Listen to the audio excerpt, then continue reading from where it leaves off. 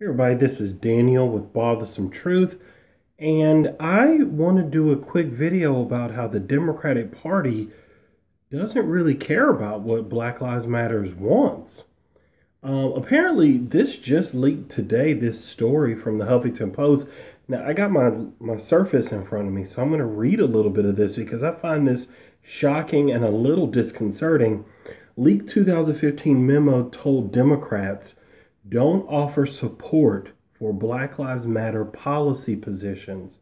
Now let's dig into this a little bit because you may not have seen the story yet, and so I want to kind of read to you what this is saying. So the chief organization charged with electing Democrats to the House of Representatives, warned candidates in an internal memo that was hacked and released by Guccifer 2.0, who did the other DNC leaks as well, to quote unquote don't offer support for quote unquote concrete policy positions. Okay, so the story here, and I'm going to link it in the comments in the description so you can look at this. So this is allegedly from the computer of House Minority Leader Nancy Pelosi and was emailed by one of the Democratic Party staffers.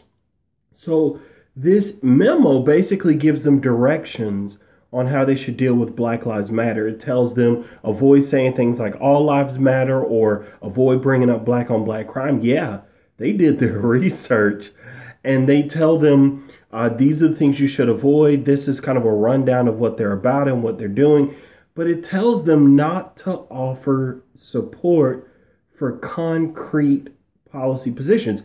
The memo describes BLM as a quote-unquote radical movement that aims to end anti-black racism.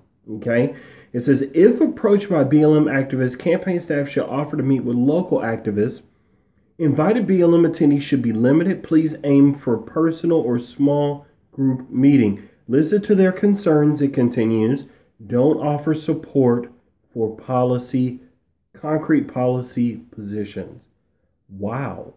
So there's a couple things. Now, this just came out today. Like this story came out at this was 2 hours ago. It was updated about 3 o'clock, 2 o'clock today. So this is pretty recent, at least for me. I just got off work. But I want to talk about this because on the one hand, I think there's some nuance we could bring to this topic. I understand that they're trying to give them direction on how to get reelected, and they're saying, hey, don't be hasty and just say, oh, I support this. You know, it's one thing if they said just don't be hasty, think it through, have some meetings, and then present these positions because this is what they're looking for. But I get the feeling, just looking at other things that the Democratic Party has done, I get a different feeling here. I feel like, just from my review of this, that it's almost like, hey, listen to them, sit down with them, let them hear you, but that doesn't mean we're going to do anything for them.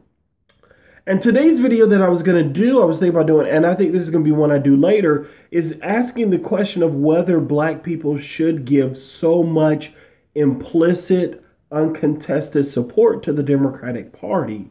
Because when I look at where black communities are in this country, there's not just one, there's black communities. I'm not convinced that we're doing as much or receiving as much as we should from a party that we just vote for without even questioning. And that doesn't mean, like many people think, that I'm saying you should vote Trump. I mean, honestly, I'd love to see if we voted for neither of the big parties and we leveraged our population and power into a third party like the Green Party, and we're able to transform platform there and then be able to really pull the levers of power in a different party. But that's a whole nother conversation. What I am saying is I think it's fair to ask the question of have we gotten enough for our votes in the Democratic Party? At least that's what I was thinking about before I did this video. And to look at this, it's surprising. Now, before I get finished, because I'd love to hear what you think in the comments, Black Lives Matter did actually respond to this at 3:45 p.m. They posted a statement on Facebook, and I'm going to read a little bit of it. They said, "We are disappointed by the Democratic Party placating response to our demand to value all Black life. Black communities deserve to be heard, not handled. People are dying. Later on, they say, we demand and are fighting every day for a radical transformation of American democracy where all Black lives are valued. We expect that our elected officials will stop pacifying and take us seriously. Yeah, wow, I can't disagree with that. And let me just add one more thing. There's so many groups in this country that are fighting for special interests, whether they're environmental, gun-related, gay rights, whatever it is. There's different groups that are fighting for rights, fighting for privileges, and those are different. And so it's not crazy that Black Lives Matter has certain demands that they want, but it's interesting how this memo saying, hey, don't promise them anything. And it's almost kind of like, I get the feeling like BLM may not get what they're asking for. We may not get what we want for the Black community. But I'm going to put the link in the description. Tell me what you think. I'm interested to hear your thoughts on this, especially because it's such a recent article. It came out today. It may not have gotten picked up yet, and I wanted to make sure I did a video about this so that it doesn't fall through the cracks. Tell me what you think. Do you agree with this? Do you think what they said makes sense? Do you disagree? Do you think, just tell me your thoughts. This is Daniel with Bothersome Truth, and I'm out. Oh, and don't forget to subscribe.